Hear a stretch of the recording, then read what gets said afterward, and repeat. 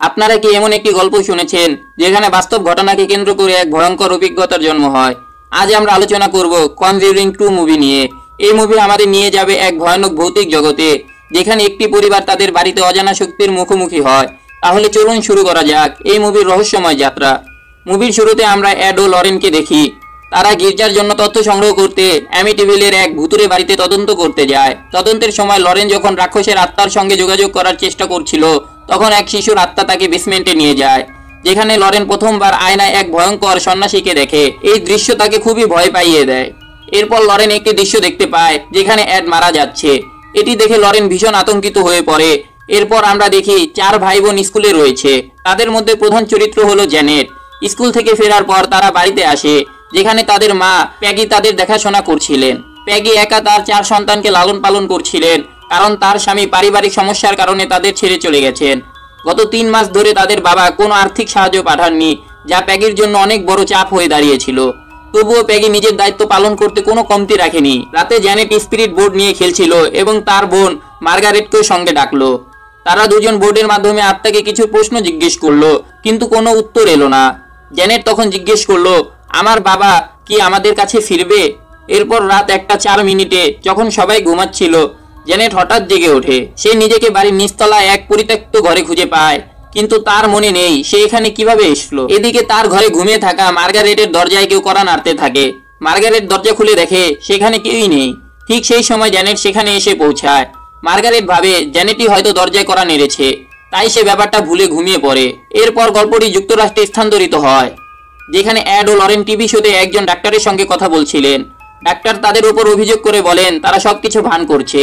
এটি শুনে অ্যাড রাগান্বিত হয়ে ওঠে এবং এখানেই শো শেষ হয়। জ্যানেট এবং তার ভাইকে এক অদ্ভুত খেলনা নিয়ে খেলতে দেখা যায়। তার ভাই কথা বলতে পারছিল না ঠিকভাবে, কিন্তু সে খেলার মাধ্যমে যোগাযোগ করার চেষ্টা করছিল। রাতে যখন সবাই ঘুমিয়েছিল, তার ভাই বিলি রান্নাঘর থেকে পানি খেতে নিচে যায়। পানি পান করার সময় সে জানালা দিয়ে দেখে বাড়ির বাইরে 2টি দোলনা আছে। এক দোলনা এমন ভাবে নড়ছিল যেন কেউ তার উপর বসে আছে। এদিকে জ্যানেট তার ঘরের অন্ধকার কোণে মুখ ফিরিয়ে কারোর সাথে কথা বলছিল। তার শব্দ শুনে মার্গারেট জেগে ওঠে। সে শুনতে পায় জ্যানেট বলছে, তোমাকে আমার বাড়ি ছেড়ে যেতেই হবে। তুমি কে? আর বিলিকেও ছেড়ে দাও। জ্যানেট এরপর এক কঠিন কণ্ঠে বলতে শুরু করে, তোমরা সবাই মারা যাবে, বিলিও। মার্গারেট জ্যানেটের কাছে গিয়ে তাকে শান্ত করার চেষ্টা করে এবং তাকে আবার ঘুমানোর পরামর্শ দেয়। কিছুক্ষণ পরে জ্যানেট মার্গারেটের বিছানার কাছে গিয়ে চিৎকার করে, বিলি থেকে দূরে থাকো, আমাদের একা থাকতে দাও। মার্গারেট জ্যানেটের আচরণে বিরক্ত হয়ে পড়ে। হঠাৎ ঘরের এক কোণে এক বৃদ্ধের কণ্ঠ শোনা যায়, আমার ঘর ছেড়ে দাও, এখান থেকে চলে যাও। এই কথা শুনে মার্গারেট ভীষণ ভয় পেয়ে যায়। সে ঘরের আলো জ্বালাতে গিয়ে দেখে কোনো আলো কাজ করছে না। এদিকে বিলি যখন পানি খেয়ে উপরে উঠছিল, তখন সে দেখে ঘরের আর্ম চেয়ারে কেউ বসে আছে। হঠাৎ একটি খেলনা তার পায়ে লাগে, যা সে পা দিয়ে সরিয়ে খেলা তাঁবুর ভেতরে ঠেলে দেয়। কিন্তু বিলি তাঁবুর ভেতর থেকে কারো কণ্ঠস্বর শুনতে পায়। এতে সে আরো ভয় পেয়ে যায়।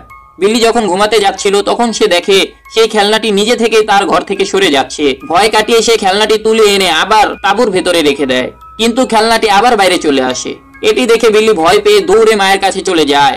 মা খেলার তাঁবুর ভেতর কেউ আছে। তার মা তাঁবু পরীক্ষা করেন, কিন্তু সেখানে কাউকেই দেখতে পায় না। তবে পেগি হঠাৎ একটি অদ্ভুত শব্দ শোনেন এবং নিচে গিয়ে দেখতে যান। যা দেখেন তা তাকে স্তম্ভিত করে দেয়। জ্যানেট আর্ম চেয়ারে বসেছিল।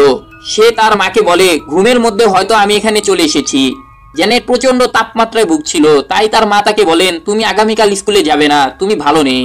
পরের দিন জ্যানেট একা ছিল। সে টিভি দেখছিল। হঠাৎ টিভির চ্যানেল নিজে থেকে পাল্টাতে থাকে। জ্যানেট রিমোট কন্ট্রোল দিয়ে পছন্দের চ্যানেল সেট করে রাখে, কিন্তু আবার চ্যানেল পরিবর্তন হতে শুরু করে। এবং যখন জ্যানেট চেক করতে যায়, রিমোট কন্ট্রোল সে কোথাও পায় না। তখন জ্যানেটের মায়ের ফোন আসে। মা সঙ্গে কথা বলার সময় সে দেখে রিমোট কন্ট্রোল আর্ম চেয়ারের নিচের জায়গায় ফিরে এসেছে। এটি দেখে তার খুব ভয় লাগে। সে রিমোট কন্ট্রোলটি তুলে নেয় এবং টিভি দেখতে শুরু করে দেয়। এখন টিভির সিগন্যাল চলে গেছে। সিগন্যাল ঠিক করতে গিয়ে জ্যানেট আর্ম চেয়ারে একজন বৃদ্ধকে দেখে। তার হাতে রিমোট কন্ট্রোল রয়েছে। সে পিছনে তাকিয়ে দেখে সেখানে সে কাউকেই দেখতে পায়নি। আর হঠাৎ রিমোট কন্ট্রোল নিচে পড়ে যায়। জ্যানেট বিরক্ত হয়ে পড়ে। তখন সেই বৃদ্ধ কানে কানে চিৎকার করে বলে, ওটা আমার বাড়ি, রেখে দাও। এটি শুনে জ্যানেট খুব ভয় পায়। এরপর অ্যাড এবং লরেন দৃশ্যে আসেন। অ্যাড একটি পেন্টিং তৈরি করছিল। এটি দেখে লরেন বুঝতে পারে এটি পৈশাচিক সন্ন্যাসী।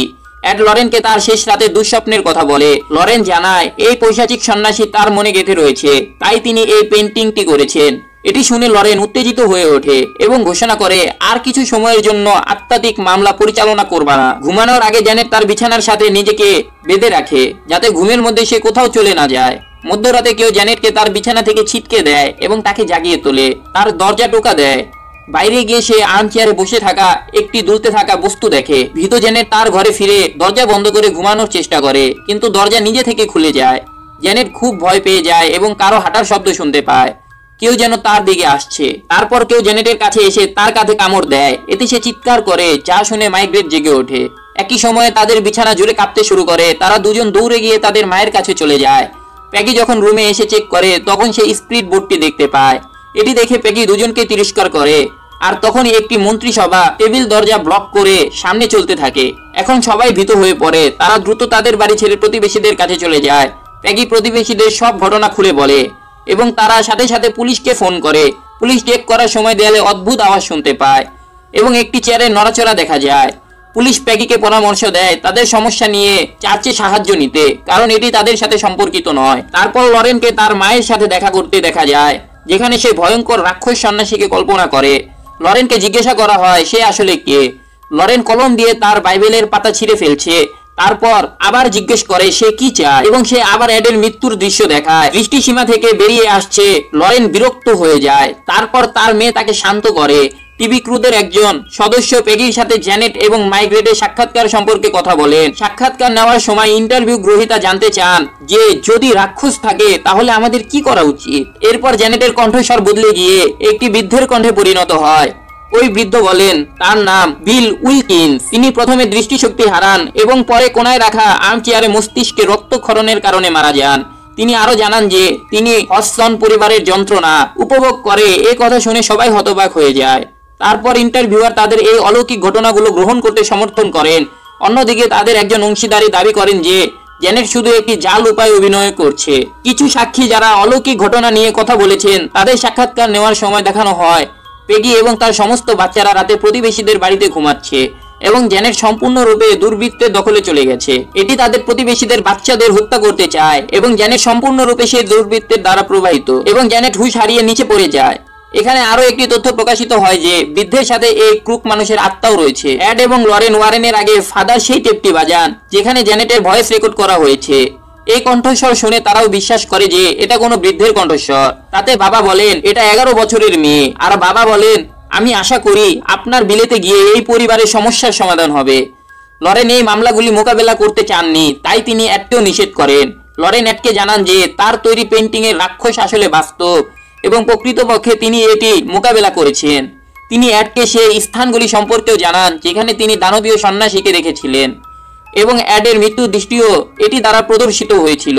এরপর অ্যাড তাকে বুঝতে দেন যে একটি পরিবারকে সাহায্য করতে আমাদের প্রয়োজন, তাদের সাহায্য করা উচিত। শেষে লরেন এতে সম্মত হন। তারপর অ্যাড এবং লরেন ওয়ারেনের ইংল্যান্ডে পৌঁছান। তাদের বাড়িতে গিয়ে পেগি তাদের জ্যানেটের রুমে নিয়ে যান। দেয়ালে অনেক ক্রুসিফিক্স আটকানো ছিল। পেগি তাদের বলেন তারা শয়তানের শক্তিকে দুর্বল করার জন্য এগুলো সেট করেছে। এমন সময় কিছু শব্দ শোনা যায়। এরপর পেগি আবার সেই ঘরটিকে তালা দেয়। পেগি সে আর্মচেয়ারে উল্লেখ করেন যেটি আগে অনেকবার উল্লেখ করা হয়েছিল। কাঁদতে কাঁদতে জ্যানেট লরেনকে বলে সে সারা রাত ঘুমাতে পারেনি। সে বলে আমি স্কুলে ঘুমাতাম, কিন্তু এখন আমি স্কুলেও যাই না। লরেন জ্যানেটকে রুম থেকে বৃদ্ধের আওয়াজ সম্পর্কে জিজ্ঞাসা করে। গির্জার কাছে প্রমাণ দেখানো যায়। জ্যানেট আর্মচেয়ারে বসে থাকে এবং লরেন ও অ্যাড ভূতের সাথে যোগাযোগ করার চেষ্টা করে।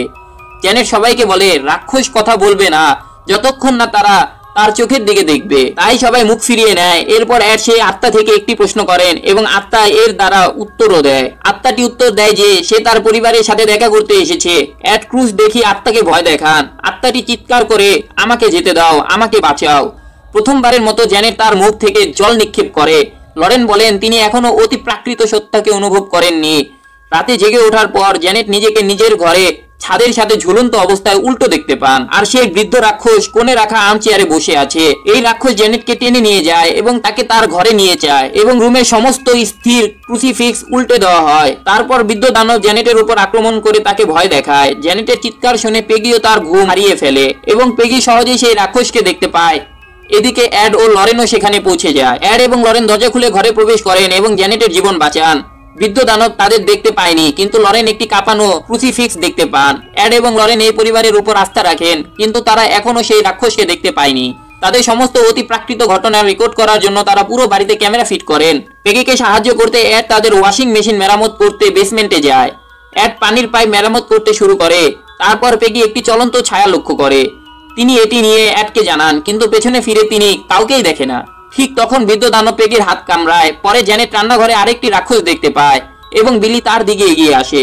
জ্যানেট তাকে সতর্ক করে দেয় এবং তারপর সেখানে পৌঁছে যায়, কিন্তু জ্যানেট খুব খারাপভাবে আবিষ্ট হয়ে যায়। এরপর বাচ্চাদের চিৎকার শুনে সবাই সেখানে পৌঁছে যায়। হঠাৎ রহস্যময় সত্য ঘরের জিনিসপত্র ছুটতে শুরু করে এবং রান্নাঘরের দরজা নিজেই বন্ধ হয়ে যায়। রান্নাঘরের দরজা ভেঙে অ্যাড জ্যানেটকে খুঁজতে থাকে।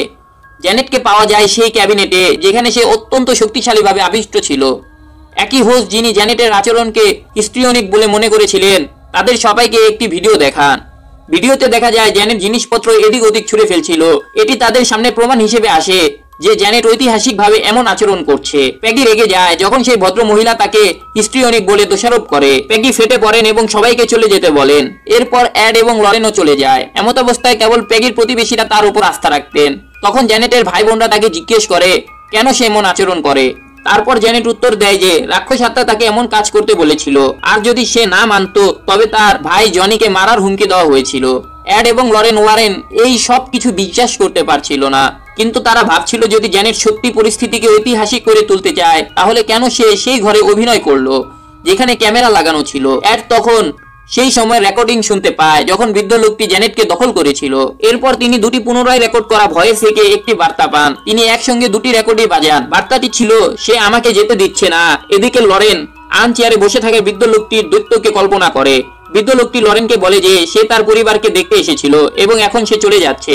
সে আরো বলে সে আমাকে এখন যেতে দিচ্ছে না, এবং জ্যানেটও সে একই সময় রাক্ষস দ্বারা মন্ত্রমুক্ত হয়ে পড়ে এবং তিনি জ্যানেটকে ছেড়ে যেতে চান না। তিনি লরেনকে সেই রাক্ষসকে ধরার জন্য একটি সূত্র দেন। তারপর লরেন সেই বৃদ্ধের আত্মার পেছনে সেই পৈশাচিক সন্ন্যাসীকে লক্ষ্য করেন। দৃষ্টি সরিয়ে নেওয়ার সময় লরেনের নাক দিয়ে রক্ত পড়ে। তখন তারা দুজনেই বুঝতে পারে যে কিছু একটা হয়েছে।